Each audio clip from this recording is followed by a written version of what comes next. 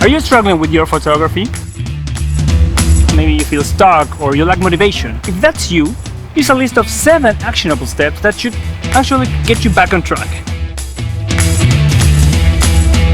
Now let's start from the beginning. Take a break. Sometimes all you need is just to take a little break.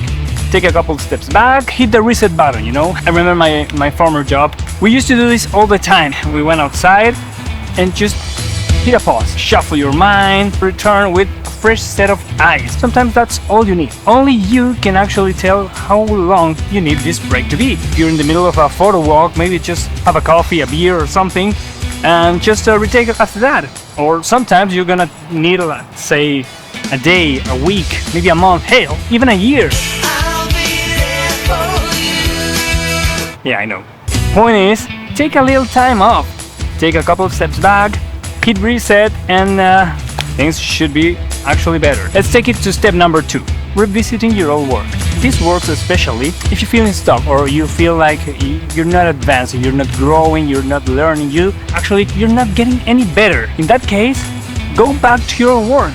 It doesn't have to be like your first photos, but even that can work, because when you see that, you're gonna reflect on how much you actually learn, how much you actually grown.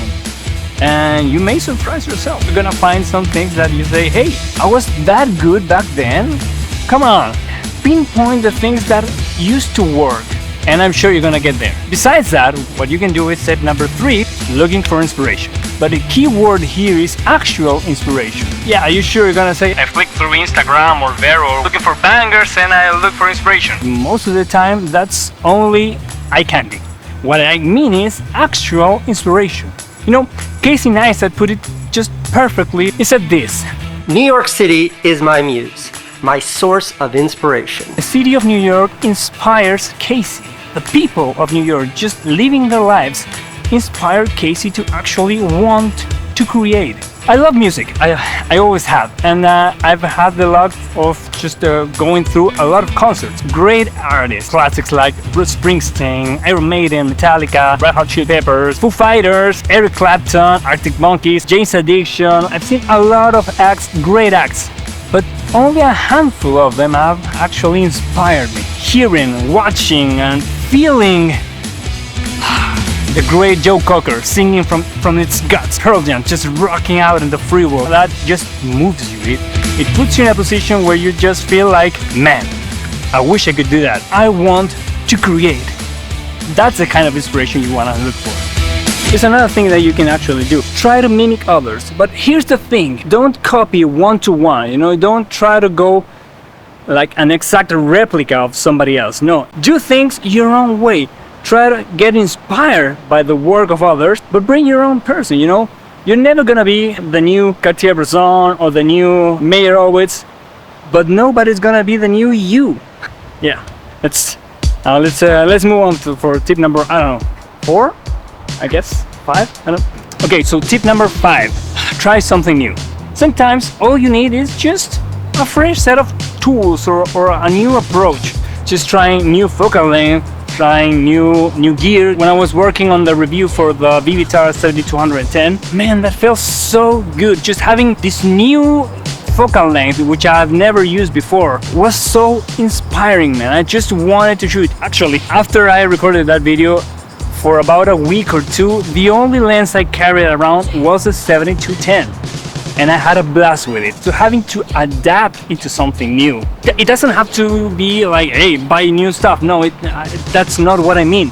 Try exchanging your gear. We all have that poor guy that shoots Nikon.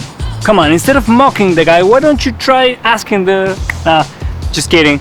Nikon guys, we love you. At least you don't shoot Pentax. But here's the thing. Try something new. In fact, it doesn't have to be gear related.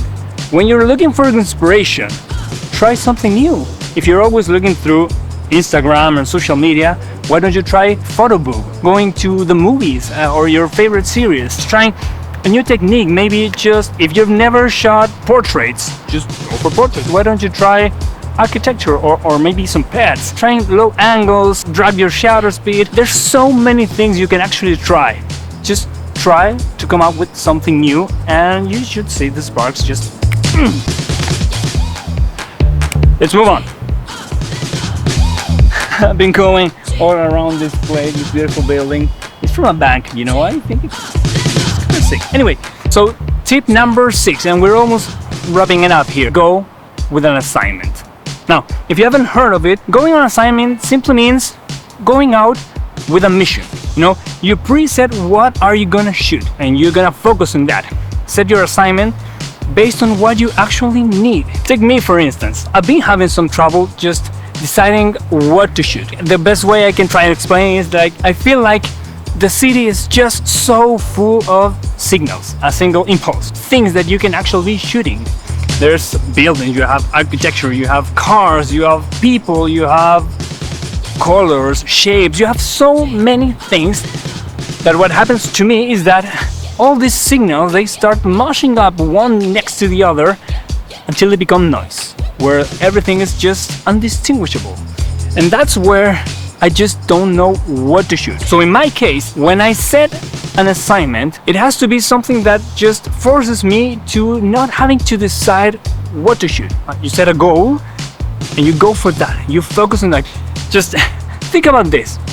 Classic kids game on a car. Let's count the red cars or the white cars or whatever color you pick. Kids are actually telling, hey, brake, listen up, yo, listen up, here. You're gonna focus on what's outside, the traffic jam. And you're gonna focus and you're gonna tell me only whenever you see a white stain or a red or the color you pick. And when that happens, you bring the alarm. What they're actually telling is, let's focus on something specific. If you set your rules, if you set your goal, your mission, your assignment, trust me, you're gonna find those moments. Now, let's try to wrap it up because the last one, that's a big one. Surround yourself with like-minded people. I'm sure you've seen it before. Here in YouTube land, whenever 2 or 3 of your favorite creators, they get together and they do a collab, I don't know about you, but every time I see that, it makes me feel like, man, I wish I could be there with those guys. They look like they're having so much fun. And that's actually the point here. Get together with people who love the same things as you do, who are passionate about the same things that you're passionate about, so you can share those things you have in common. One of the best times ever I've had with a camera in my hand, I recently bought this camera, the Fujifilm, the XC30, and I hadn't seen my buddy Chris in a long while. So we got together, we said, hey, why don't we just go for a little photo walk? In fact, it was close by. We wanted to sneak into a rooftop and snipe our way out, camera-wise, of course. We approached the directory. We learned just the topmost office. We said to the security guard, no, we're going to, I don't know, dentist, Mr. Tooth Fairy. We took the elevator, we got to the topmost floor, then we started looking for the emergency staircase. It was open, and that was so much fun. We were 2 guys just doing what we both love, you know? Get together with people who loves the same things as you do. I'm sure it's the best of the 7 tips I've told you. In fact, it's what I'm about to do now, because you look there. I'm gonna meet a couple of friends. Let's see how that goes.